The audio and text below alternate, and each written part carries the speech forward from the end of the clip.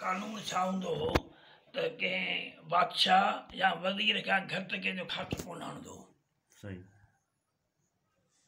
घणो करे बादशाह या वज़ीर पोइ फ़क़ीर करे हिकिड़ी राति हुन बादशाह जी महिलात खे खाट हयूं ऐं खाट हईं पर उन कमरे में वञी जेको सो निकितो जंहिं कमरे में बादशाह जी कुंवारी धीउ सुती पई हुई। किन किन माण्हुनि जी आदत आहे जेके कपिड़ा लाहे सुम्हंदा आहिनि ऐं हू शहज़ादी बि कपिड़नि खां आजी थी सुती पई हुई। हाणे हमरा जेको आहे सो खाट हणण बि को सवलो त कोन हूंदो, ॾिठे त हाणे हिन खां वधीक मुंहिंजो ॿियो कहिड़ो खाट थींदो ऐं हू निंड पई आहे। त इन इरादे सां हू हमरा जेको आहे सो चोर खट ते चढ़ियो त हाणे जेको आहे सो आउं पंहिंजो फेर पूरो करियां। ओचितो दिलि में ख़्यालु आयुसि त आउं कारो मुंहुं करे हलियो थो वञां ऐं हीअ सुभाणे जेको आहे सो पेट साम थी सघे थी ऐं हीअ वीचारे रहो करे खामखा खुआरी इहो ठिकर खणंदे तंहिंजे करे थोरो करींसि छॾींसि मुड़ुसु माण्हू थी छॾींसि।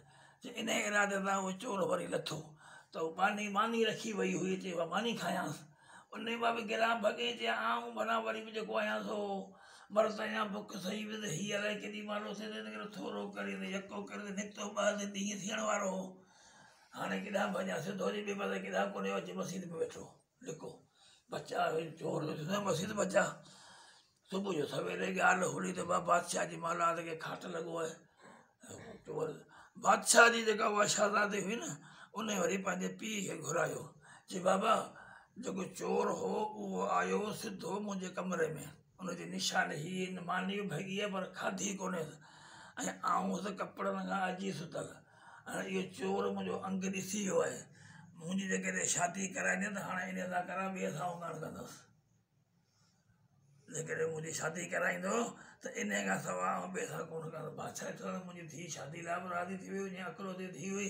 बाबा पेर खणो चोर किथां विया पेर खे न चोर त परते वियो ई कोन हो न वेठो मस्जिद में जॾहिं ॿाह वठी आया चोरी जी हालत में आयो बादशाह जे अॻियां ज़ाहिर आहे त चोर जी कहिड़ी कैफ़ियत हूंदी।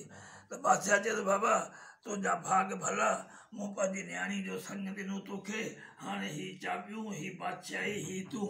इते फ़क़ीर नुक़्तो लिखियो आहे त उहो चोर जे हुन इंसान जी 5 मिंट हिकिड़ी इज़त रखी 5 मिंट इंसानियत जी इज़त रखी ऐं अलाह साईं ॿिन्ही जहाननि में हुनखे बादशाही ॾेई छॾी। हिकु नुक़्ते विच गल मुक्ति है हर नुक़्ता छोड़ हिसाबात आहे हिकु नुक़्ते विच गल मुक्ति है सोना।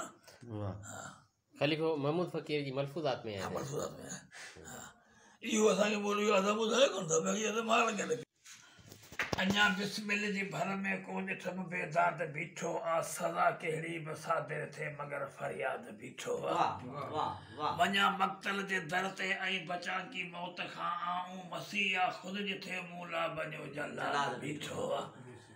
घड़ी खन मूं घुरी मोहलत चयमि कातिल खे ॿियो को घड़ी खन मूं घुरी मोहलत चयमि कातिल खे ॿियो को चया ई वक़्तु ऐं वारो मूंखे सभु यादि बीठो आहे। ॾिठो हिन मौत मुंहिंजे जो मिठा मंज़र घणनि माण्हुनि क़बर ते पोइ लिखियो कुतबो त अॼु आज़ादु बीठो आहे। घणा वरे अॻु हिन महक ते मां ढुक भरियो हो मूं